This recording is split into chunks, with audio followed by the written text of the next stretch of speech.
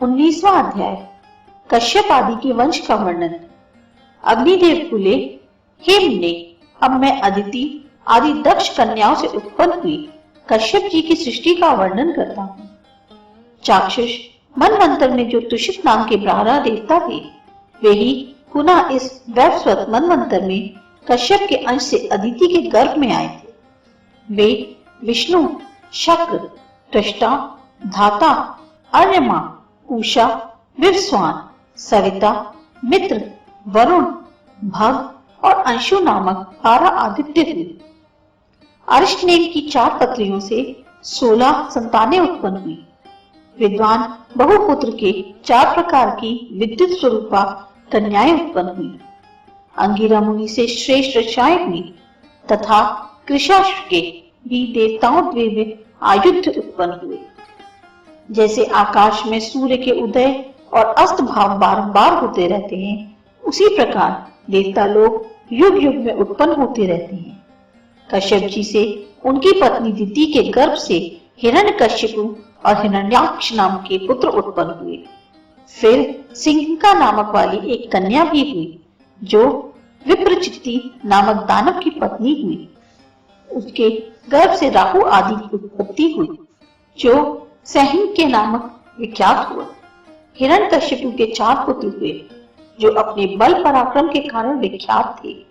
इनमें पहला हृद, दूसरा अनुहाद और तीसरे प्रहलाद हुए, जो महान विष्णु भक्त थे, और चौथा संहाद था। हाद का पुत्र हद हुआ।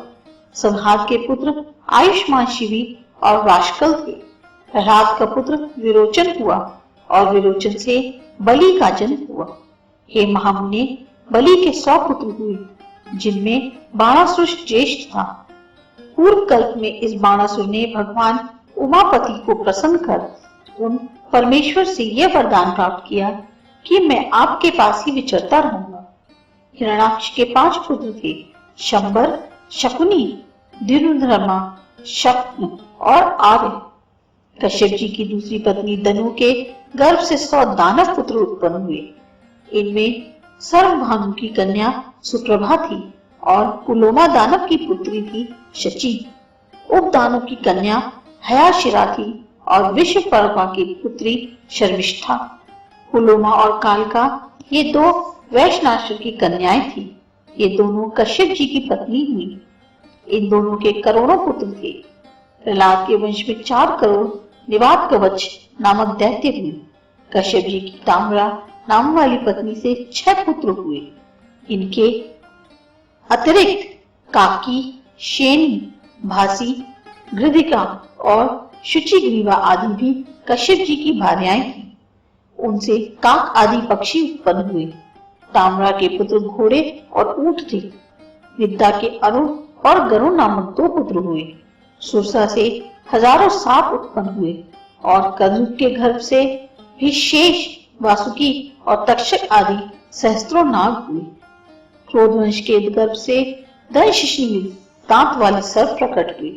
धरा से जल पक्षी उत्पन्न हुए। सुरभि से गाय, भैंस आदि पशुओं की उत्पत्ति हुई। ईरा के गर्भ से तृण आदि उत्पन्न हुए।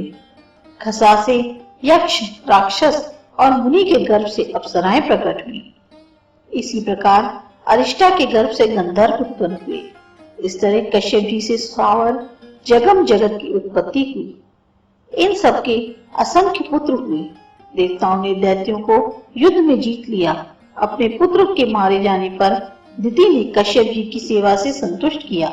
वह इंद्र का संहार करने वाले पुत्र को पाना चाहती थी। उसने कश्यप जी से अपने वह अभिनंदित वर को प्राप्त कर लिया। जब वे गर्भवती और वृद्ध पालन में तत्पर थी, उस समय एक दिन भोजन के बाद बिना पैर धोए ही सो गई। तब इंद्र ने यह छिद्र ढूंढकर उसमें गर्भ में की प्रविष्टि उसमें गर्भ के टुकड़े टुकड़े कर दिए। वे सभी अत्यंत तेजस्वी और इंद्र के सहायक 49 मरुत नामक देवता हुए।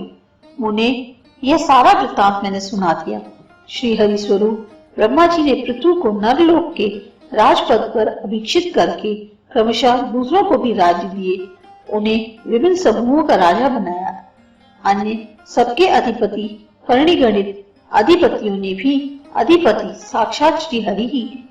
ब्राह्मणों और औषधियों के राजा चंद्रमा हुए, जल के स्वामी वरुण हुए, राजाओं के राजा कुबेर हुए, द्वादश सूर्यों के अधीश्वर भगवान विष्णु थे, वसुओं के राजा पावक और मरुगणों के स्वामी इंद्र हुए, प्रजापतियों के स्वामी दक्ष और दानवों के अधिपति प्रहलाद हुए, पितरों के यमराज और भूत आदि के स्वामी सर्वसमर्थ भगवान शिव हुए तथा शैलों के राजा हिमवान हुए और नदियों का स्वामी सागर हुआ।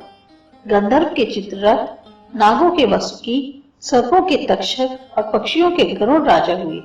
श्रेष्ठ हाथियों का स्वामी ऐरावत हुआ और गांवों का अधिपति सान। वंचर जीवों के स्वामी शेर हुआ और वनस्पतियों का प्लक्ष। घोड़ों का स्वामी उच्चश्रवा हुआ। सुंदरवा पूर्व दिशा का रक्षक हुआ। दक्षिण दिशा में शंडपद और पश्चिम में केतुमान रक्षक नियुक्त हुए। इस प्रकार उत्तर दिशा में हिरण्यवर्मक राजा हुआ। वह प्रति सर्ग का वर्णन किया गया।